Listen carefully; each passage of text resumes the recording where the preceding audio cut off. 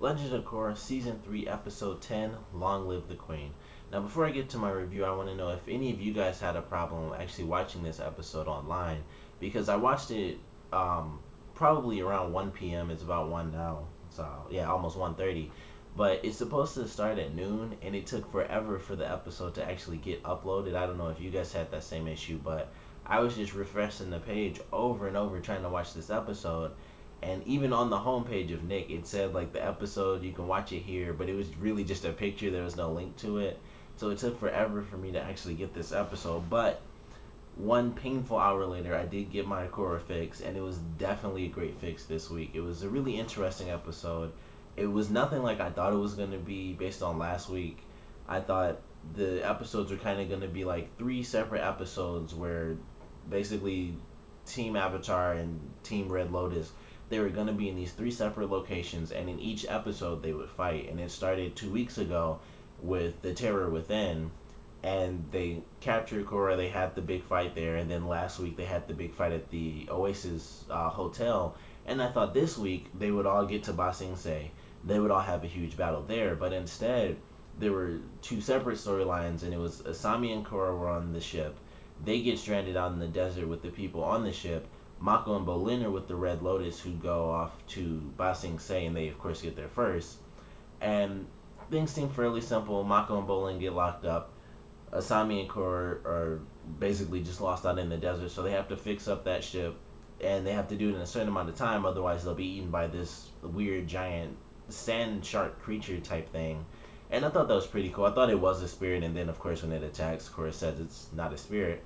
But that was really interesting, and so they have to escape. I thought it was sandbenders when they first showed the dune moving. I thought, oh, they're sandbenders, and I was really curious, like, are the sandbenders like they were in the original Avatar? Because they were kind of like vagrants in that, and they were almost like sand. They were almost like pirates, really, and they would kind of just come across whoever they came across in the desert.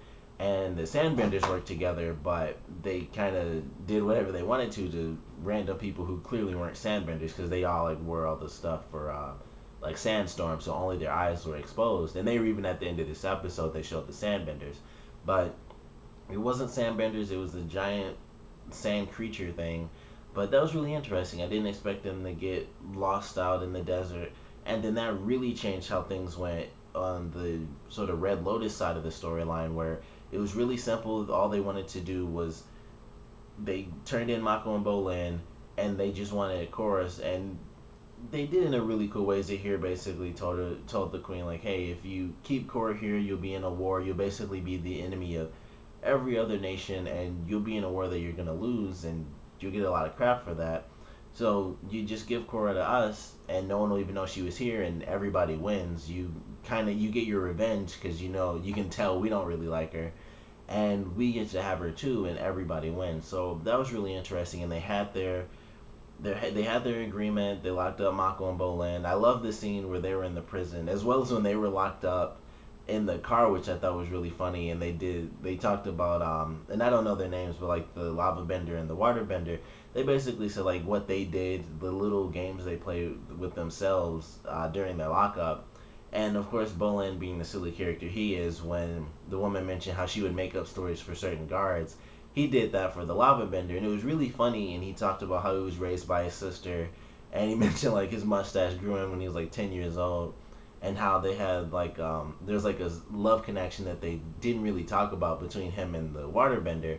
And the guy was like, 2 out of 3 is not bad. So I was wondering which two were right. And it was funny, like the way they looked at each other. I thought maybe the love connection was definitely one of them.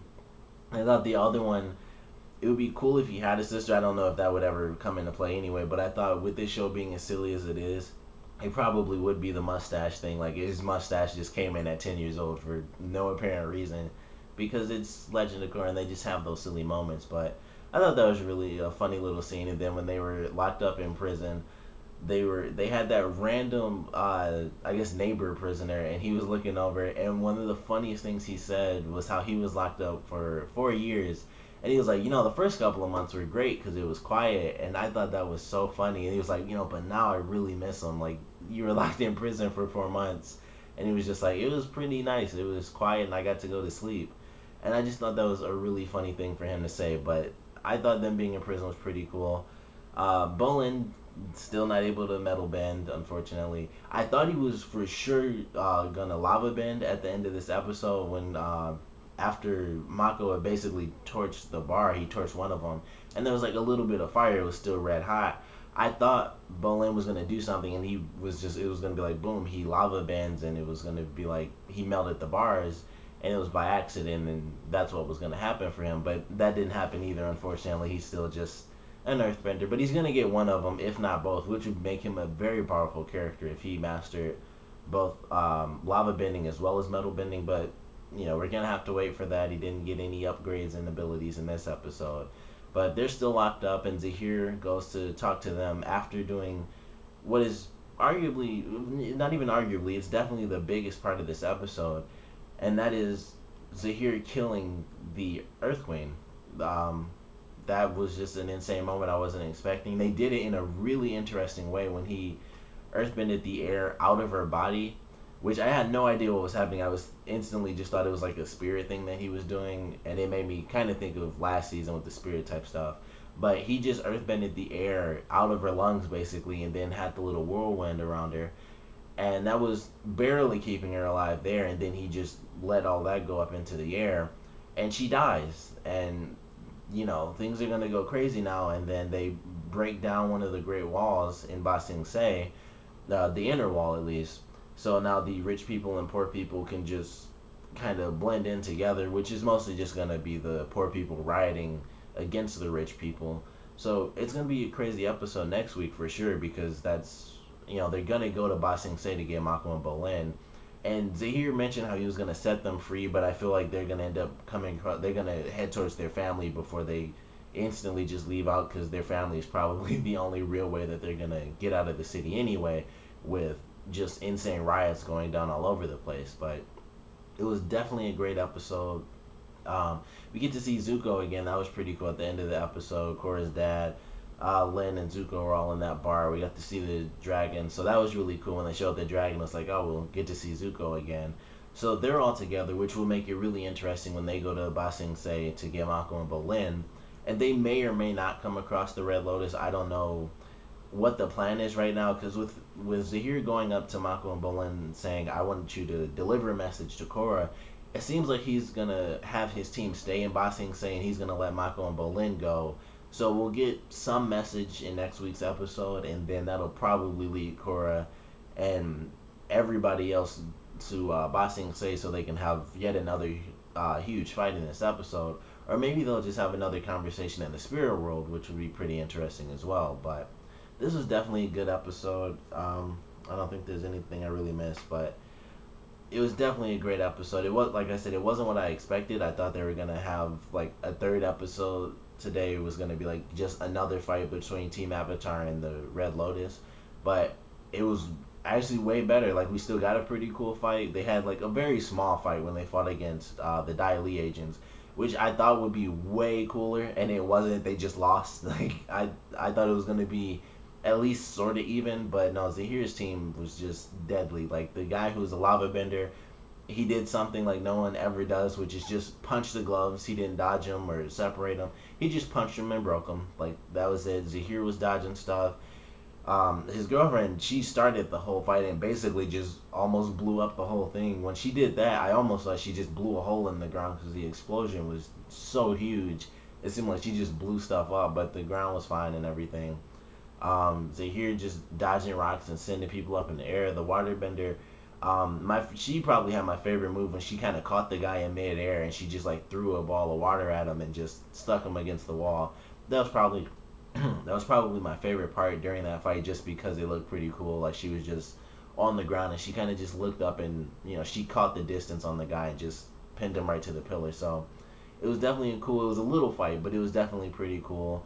Overall, the episode was mostly comedy and then really huge moments like them actually killing off the Earth Queen. But I'm very excited for next week, and this was definitely a huge episode for the rest of this season and possibly the entire series, because with this going down in this season, who knows what story is going to be taking place in season 4, with people basically taking over Ba Sing Se, because even in the original Avatar, it was ruled by a king, in Korra it was ruled by a queen, and now she's dead. And who knows if she has children, because of course they kind of just made it that she's the child of the king. So and she's much older than the king looked in the original Avatar. So if she has kids, we haven't seen them yet, and they may or may not exist. But if they don't, then it'll lead to a whole big revolution, which is basically exactly what Zahir wants, which is killing off world leaders and things like that, so that the people can choose what they want to do themselves. And who knows how that'll play out, because some people will want it to really be free, where it's like, hey, we just live as a giant community and we all just help each other out and do things ourselves. And then there will, of course, be people who are like, well, I've been poor all my life. I want to just take over and rule with an iron fist and basically make every poor person a rich person and every rich person a poor person. And it'll basically be the same thing, but it'll just be the classes will switch, and people will realize how different it is for like 1 or 2 generations, and then after that it'll just be the same thing all over again. But I'm curious how that's going to affect the rest of the series, with Ba Sing Se basically just being wide open now. Anyone can kind of just come in with power and take over. Zahir, of course, won't do it because that's not what his team is there for. And I love the scene when he was making the announcement, when the guy who helped them communicate with everybody was about to get attacked, and he stopped being one. He was like, we aren't here to hurt this guy. We're basically here to help people just like him. And the way he said it was just so calm and so, like, it was really serious, but it was just the way he said it was really lighthearted and nice. And it was just like, he killed this woman, but you can tell just in the tone of his voice, so he's just so strict to the path that he's on, that him killing the Earth Queen was just like no big deal to him. She was a bad person and he killed her. And then he gets to this like just random citizen, and it's like, hey, we aren't gonna hurt these people. These are the people we care about.